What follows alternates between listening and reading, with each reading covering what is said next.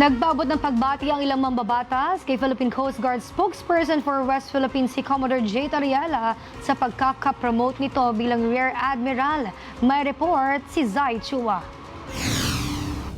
Sa pinagsanib na pahayag, binati ng House Young Guns ang bagong talagang Rear Admiral ng Philippine Coast Guard na si J. Tariela matapos ang kanyang promosyon mula Commodore sa pamamagitan ng appointment letter ni Pangulong Ferdinand R. Marcos Jr.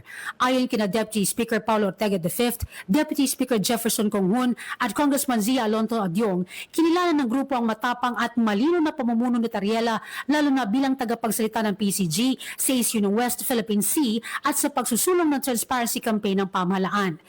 Ng mga mababatas, naging simbolo si Tariela ng paninindigan sa gitna ng mga hamong pangrehiyon.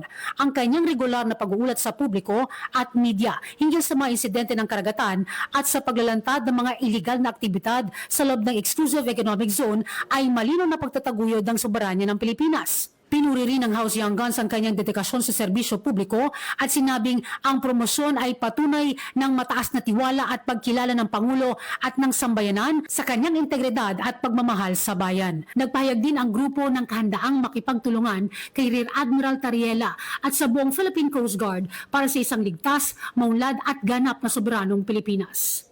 Para sa totoong balita sa Bagong Pilipinas, Zai Chua, Congress News.